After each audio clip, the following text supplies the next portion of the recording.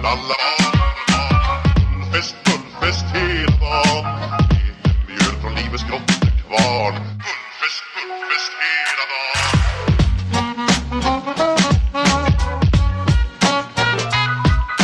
Små på stort, det har vi alltid gjort. Så det är guldfest hela dagen.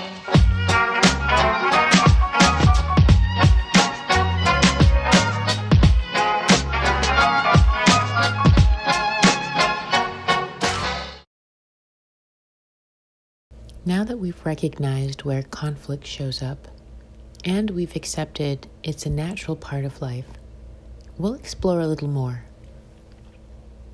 But first, let's take a moment after reflecting on conflict. Did you notice any shift in your body? I notice that I tend to hold tension and stress in my shoulders. When I get into conflicts, my tummy tightens and my head starts to ache.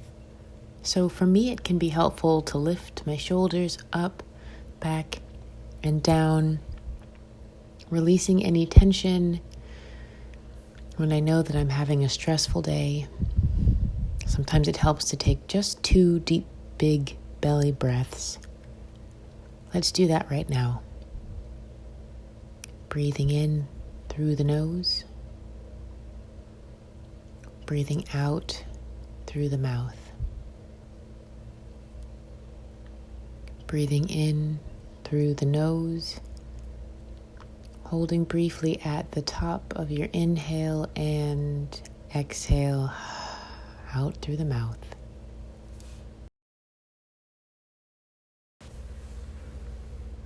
When you're sharing space, you're sharing energy. And after months in quarantine, tensions are running high and energies are shifting with the change in season. How does the weather affect you? What helps you adjust to the season? Now, if you're watching this with family, pause to take a few moments to do a quick go-round where each member of the family talks about their favorite season.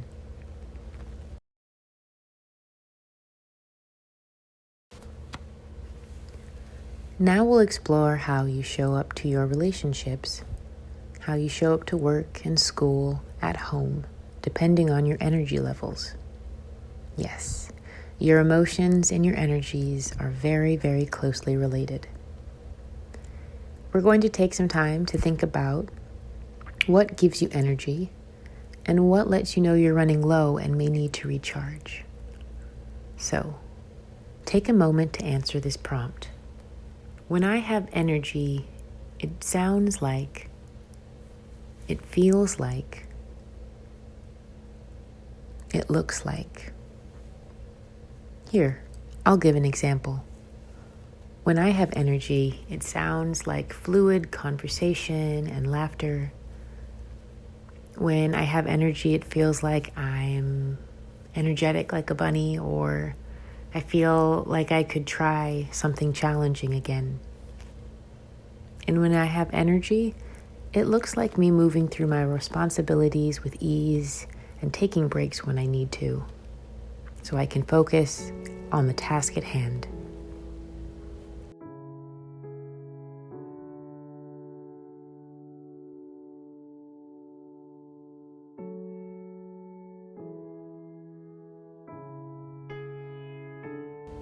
Great job. Now, complete the second prompt. When I don't have energy, it sounds like, I don't want to do this. Do I have to?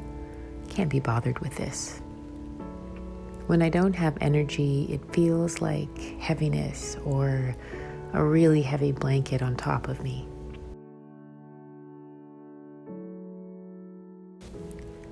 When I don't have energy, it looks like me curled over my computer or going back under the covers in the morning. It might be my eyebrows scrunched up with too much thought or a frown.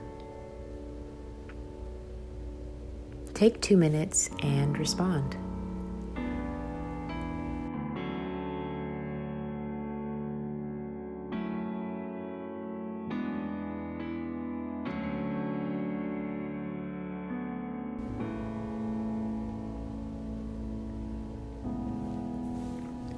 Thank you so much for your reflection. During a time of separation, isolation, loneliness, and grief, every emotion is needed for what it brings. We have a tendency to put a pressure on ourselves to change how we feel. I invite you to release that pressure. I invite you to pause. I invite you to lean into the practice of being more aware of your emotions, of paying attention to those in your space, and working to navigate conflict with care and confidence. It's what we do with our emotions that help us build stronger relationships, and stronger relationships will help us get through tough times. All right, great work so far. We're almost done. Let's take a quick brain break. Thanks again for coming along this journey.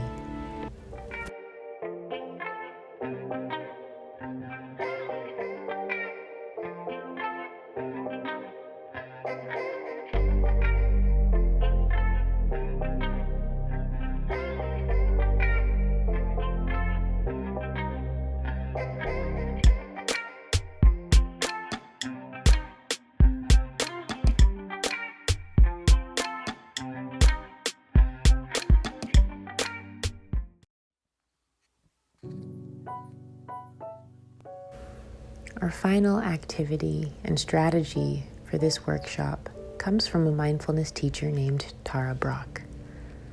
She talks a lot about how to deal with difficult emotions. Her framework, RAIN, encourages us to recognize what's happening.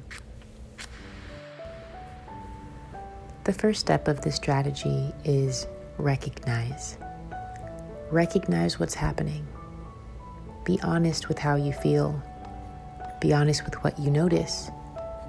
And be honest with what's not working.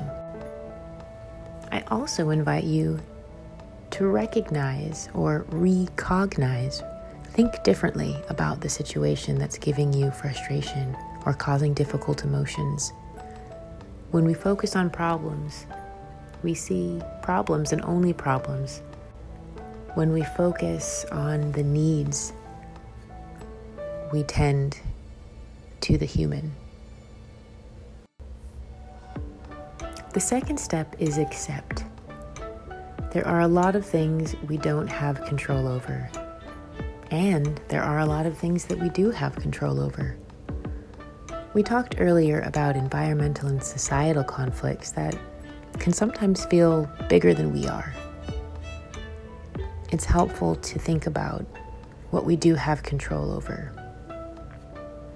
In recognizing what's happening, it's helpful to create boundaries. What can boundaries look like in your house?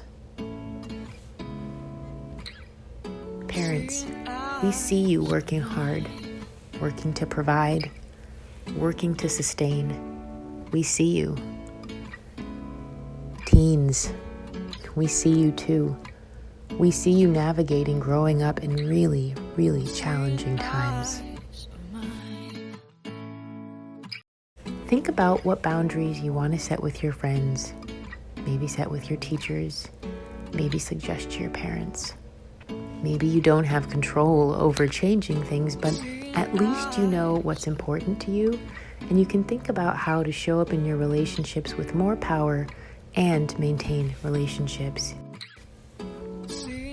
The next step is investigate. Once you've acknowledged what's happening in a situation and you've started to accept it for what it is, the next step is to get curious and investigate. Think about the things that are working, what you'd like to change, and how you can best use your energy. The final step in this process is nurture. Once you've investigated and become curious about what's needed in a situation, then you have an opportunity to build relationships at home by nurturing what people need. If people are really upset and it's not time for a conversation, you might nurture the relationship by creating some space. It might be as simple or as hard as saying, "I need 5 minutes." I need a break. Let's take 5. The next time you find yourself getting frustrated, offer yourself a moment of pause. What do you need? How can you ask for what you need? And if you can't get what you think you need in this moment, what will help you navigate your emotions so that you can show up how you want to show up? In my work in schools, I've seen a lot of kids that were upset. I've seen a lot of adults that were upset. We tend to focus on what we can see. We tend to focus on anger. It's more acceptable to be angry than it is to be sad. But let's take a look at this short clip from the 2015 movie Home and think a little bit more about how we view emotions.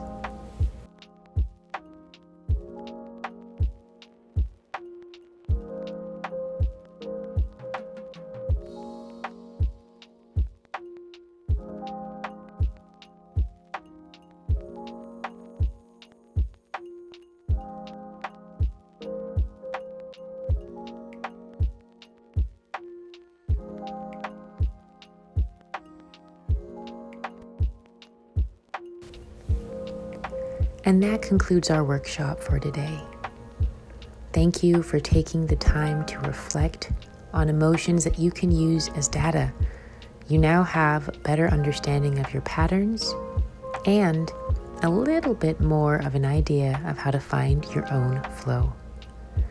Thank you so much for coming again today, and be sure to try out some of these strategies